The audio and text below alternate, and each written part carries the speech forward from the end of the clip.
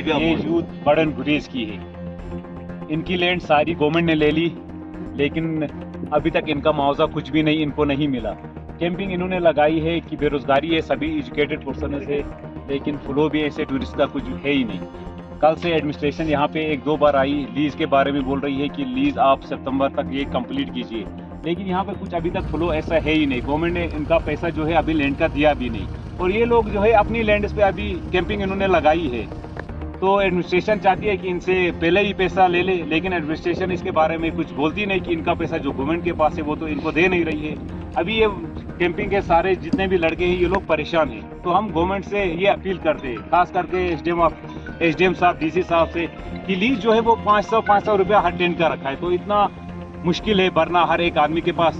तो ये सभी लोग बेरोजगार है, कमाई इनकी कुछ है ही नहीं, तो इसीलिए ये लोग कैंपिंग में अभी रुके हुए। ये चाहते हैं कि कहीं से कुछ जुगाड़ हो 100-200 का। ये लोग 500 टेंट इसमें जो रखे ये ज्यादा है। तो हम एसडीएम साहब से गुजारिश करते हैं कि आप थोड़ा इस लीज पे ध्यान दीजिए, कम कीजिए। और पीडीडी डिपार्टमेंट जो हर टेंट का 500 रुपया मांग रहा है, आप जेन्युइन देखिए 500। एक घर का 200 रुपया जब बिल आ रहा है, तो यहाँ से हर टेंट का 500 रुपये कहाँ से देंगे ये सारे लोग। तो हम चाहते हैं कि आप इस पे गौर फिक्र करें, इन बेरोजगारों को भी अपना रोजगार कमाने दे अच्छे से। और लीज का बड़ा मसला है, जो ये लोग चाहते हैं कि सितंबर तक आपका 10,000 12,000 बन रहा है। अभी तो फ्लो ऐसा कुछ है भी नहीं, 1 महीने का इन्होंने भरा है।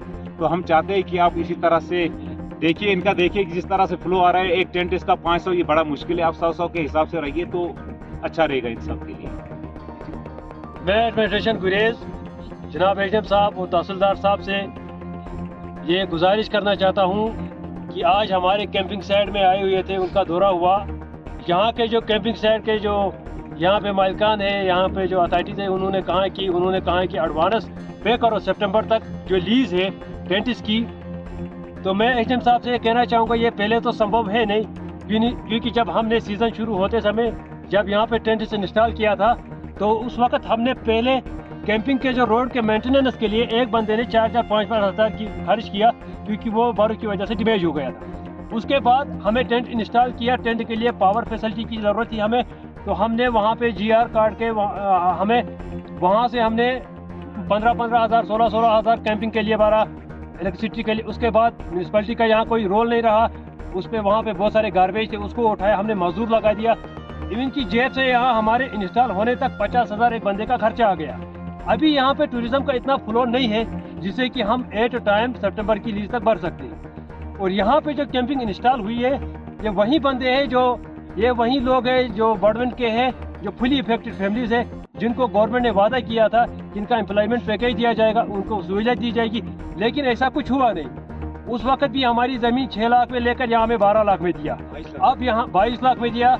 तो यहाँ पे अभी वही लोग अपना घर चला रहे हैं। आधे लोग लोन निकाल के टेंट चला रहे हैं, टेंट लाया उन्होंने, अपना घर चला रहे हैं, अपनी पढ़ाई चला रहे हैं, अपने परिवार को मतलब चला रहे हैं।